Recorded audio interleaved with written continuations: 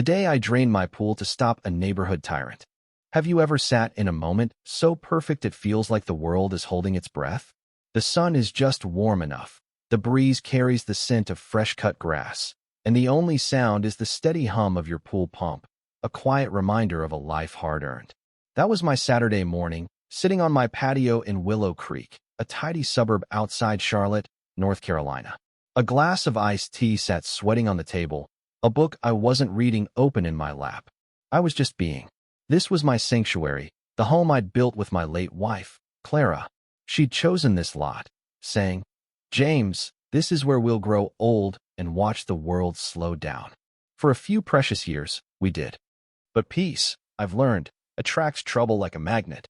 That morning, trouble came in the form of sharp, deliberate footsteps click, click, click hard-soled sandals on the sidewalk, approaching with the confidence of someone who believes they own the world. I didn't need to look up to know it was Margaret Hensley, my neighbor, the self-appointed queen of Willow Creek. Margaret wasn't just a busybody. She was a one-woman inquisition, her life's mission to enforce her version of neighborhood standards on everyone but herself. I'm a patient man. 40 years as a structural engineer taught me that problems aren't solved with temper tantrums, but with precision, planning, and a deep understanding of how things hold together or fall apart. Clara used to call me the oak for my steady nature. So I sat there, sipping my tea, letting Margaret's footsteps stop at the edge of my lawn. I could feel her staring, waiting for me to acknowledge her. I turned a page in my book, just to make her wait a little longer. "James." Her voice cut through the air, sharp as a cracked whip. I let the silence stretch, then closed my book and looked up, calm as ever. "Margaret, good morning." She stood there, hands on hips, in a neon pink sundress and a visor that looked like it belonged on a golf course. Her face, always set in a scowl, was tighter than usual. "Your pool pump," she said, pointing at the equipment like it was a criminal, "is making a racket. It's disturbing the neighborhood." I listened.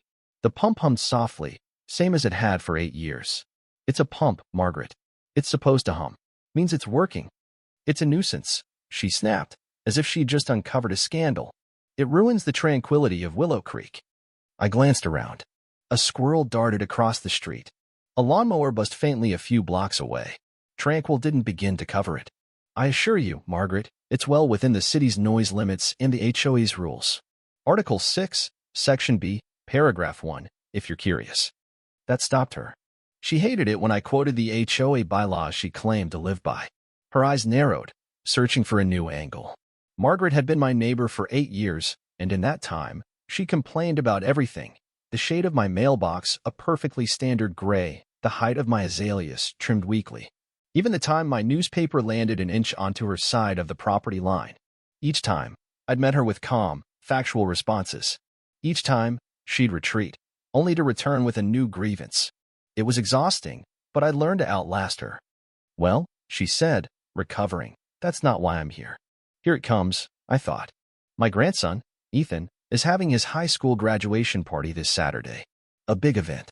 Family from Richmond, colleagues from my husband's law firm, and important people. We're expecting 60 guests. "Sounds like a full house," I said, reaching for my tea.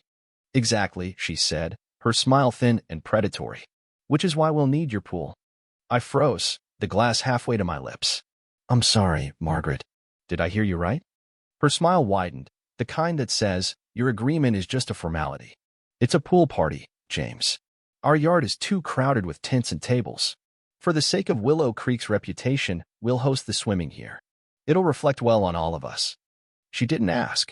She told me. Standing on the public sidewalk, a woman who'd never set foot in my yard informed me that 60 strangers would invade my private oasis in 3 days. For the sake of Willow Creek.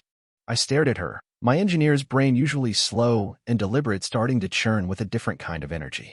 The hum of my pool pump no longer sounded like peace. It sounded like a countdown.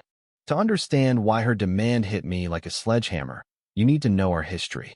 Margaret wasn't just a nosy neighbor. She was a relentless bully, her attacks cloaked in a smile so smug it could sour milk. When Clara and I moved to Willow Creek, we were the only black family on our street, Maple Drive.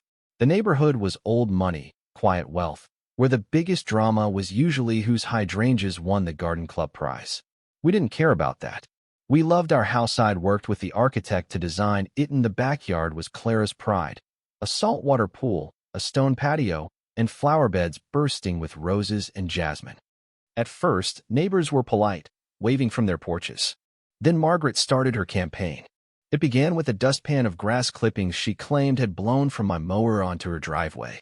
"We all have to keep Maple Drive pristine, James," she'd said, handing me the dustpan like I was her gardener. I took it, thanked her, and closed the door, but I knew what this was. It escalated. She called the police non-emergency line when my sister parked her Lexus in my driveway for lunch, claiming it was a suspicious vehicle. The officer who showed up apologized profusely. She left notes about my garbage cans being out 10 minutes past HOA rules, even when hers were out too. The worst was 2 years ago, when Clara found her favorite rosebush, a vibrant peace rose snapped at the stem. No animal tracks, just a scuff mark from a heart-sold shoe. That evening, Margaret strolled by and said, "Such a shame about your rose. Deer can be so destructive, can't they?" Her smirk told me everything. Clara, with her fiery spirit, wanted to confront her. "James, she's a menace." But I'd calm her down. "You don't argue with a wasp, Clara. You wait for the right moment to swat it." Margaret's attacks weren't just petty. They were personal. Our success, our happiness, our beautiful home might all offended her. She couldn't stand a black man living better than she did. So when she demanded my pool, it wasn't just entitlement. It was her final attempt to claim my sanctuary, to erase the memory of what Clara and I had built. As I looked at her smug face, my oak-like patience began to splinter, not with anger, but with something colder, sharper. An engineer's clarity. I'd found the crack in her foundation, and I was going to bring her down. The next 2 days were a masterclass in psychological warfare. Margaret didn't take my no as final. To her, it was a challenge. She launched a campaign to shame me into compliance, whispering to neighbors, painting me as the selfish recluse ruining her grandson's big day. Wednesday morning, I was trimming my hedges when Mrs. Larson, usually chatty about her peonies, crossed the street to avoid me. Later, I saw Margaret holding court in her yard with Mrs. Larson and Mr. Conway, gesturing toward my house with a look of fake pity. I couldn't hear her, but I knew the script. Poor Margaret, just trying to throw a nice party, and that grumpy James won't share his pool. Such a waste. By Thursday, the neighborhood felt like a high school clique. People avoided eye contact. Conversation stopped when I walked by. It stung, I'll admit. Being ostracized in your community, even over a lie, gets under your skin. But Clara's voice echoed in my head. "Your dignity isn't up for a vote, James." I wasn't going to bend. Then came the petition. Thursday afternoon, I found an envelope tucked into my door handle. Inside was a typed document titled, "A Community Request for Cooperation." It described the upcoming community event at the Hensley residence and politely asked me to reconsider denying access to my underutilized pool for the benefit of all. 7 signatures followed Mrs. Larson, Mr. Conway, the nervous couple across the street. Margaret had gone door to door, spinning her sob story, turning my neighbors into her pawns. It was a gut punch, but it also lit a fire. She'd crossed a line, and I was done playing defense. That night, as I sat in my office surrounded by blueprints of bridges I'd built and Clara's old gardening books, a memory clicked. Margaret's husband, Tom, had built a massive gazebo in their backyard last spring. I'd seen the boxes, heard the drill. It was a big structure, the kind that needed HOA approval. Had they gotten it? My engineer's brain, always filing away details, told me to check. Margaret, so obsessed with rules for others, might have overlooked her own. Friday morning, I emailed the HOA management company, posing as a homeowner planning a backyard project and requesting the past 18 months of Architectural Review Committee, ARC, approvals. It was a neutral, professional request. While I waited, I planned my counterstrike. Margaret expected my gate to be unlocked by 1 p.m. Saturday. Simply locking it wasn't enough, it lacked flair. I needed to make her victory impossible, to turn her triumph into dust. The answer was simple. I drained the pool. My pool system had a waste setting to empty the water for repairs. Draining 20,000 gallons would take hours, but it would be a statement. This is mine, and I'd rather destroy its use than let you touch it. That afternoon, the HOA replied with PDFs of all ARC approvals. I scoured them.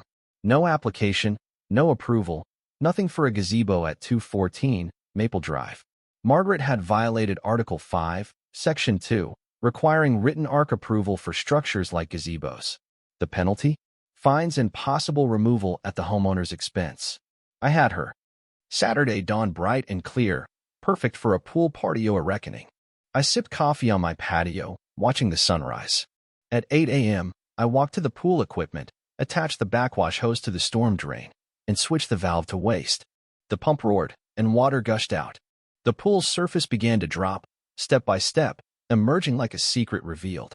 By noon, it was a shallow puddle in the deep end, the bare concrete stark and final.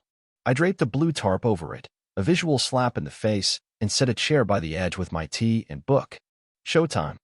At 1:05 p.m., the gate clicked open. It wasn't Margaret but her grandson, Ethan, a lanky kid with nervous eyes, clutching beach towels.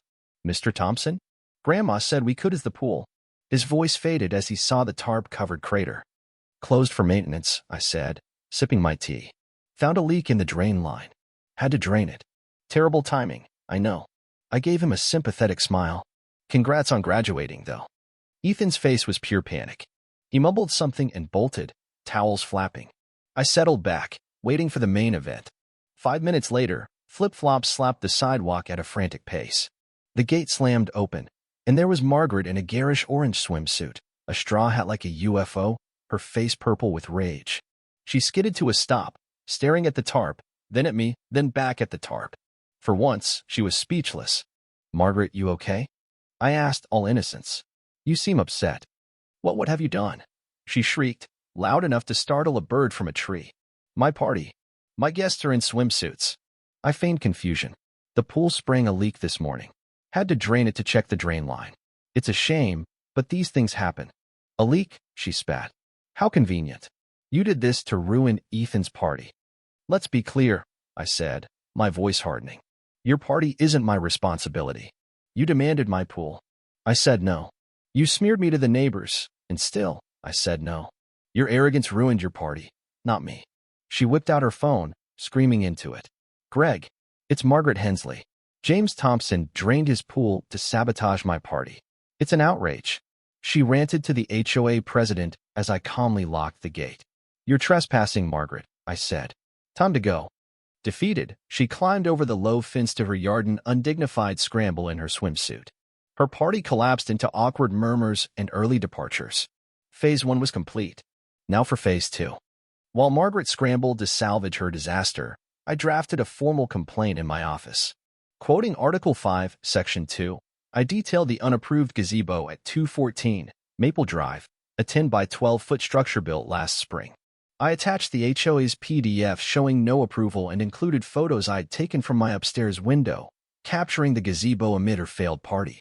The letter was polite but lethal. The integrity of our community depends on equal enforcement of the rules. I printed it on heavy paper, sealed it in a manila envelope, and walked to Margaret's house. Her front yard was pristine, a shrine to her obsession with appearances. I taped the envelope to the center of her glossy red door, where every guest, every neighbor, would see it. It was her own tactic public shaming turned against her. By evening, her party was dead. Cars left early. The music stopped. I sat on my patio, listening to the silence. The next morning, I pictured Margaret finding the envelope, her rage as she read her own hypocrisy laid bare. Monday, the HOA president emailed me. My complaint was on the board's agenda. The gears were turning. 2 weeks later, at the HOA meeting, Margaret and Tom sat stone-faced as the president read my complaint aloud. The photos circulated. Murmurs filled the room. "Margaret," the president said, "can you provide any documentation for the gazebo's approval?" Tom muttered, "We forgot to file it." Margaret snapped, "This is a personal attack. The gazebo is tasteful." But a board member cut her off.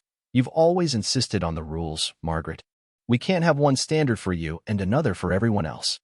The board voted unanimously, a $500 fine, $50 daily until the gazebo was approved or removed, and Margaret's immediate resignation from the ARC. She left the meeting ashen, her power stripped. A week later, workers dismantled the gazebo, leaving a patch of faded grass. Margaret became a ghost, avoiding me, her influence gone. My pool is full again, the water sparkling, the pump humming its peaceful song. Willow Creek is quiet now, not with tension, but with calm. Mrs. Larson brought me cookies, an unspoken apology. We talked about her dog, and the air was clear. I sit on my patio, thinking of Clara. She'd have said, "You didn't fight her fire with fire, James. You used her kindling to burn her down." This wasn't about revenge. Revenge is messy, emotional. This was justice cold, calculated, and final.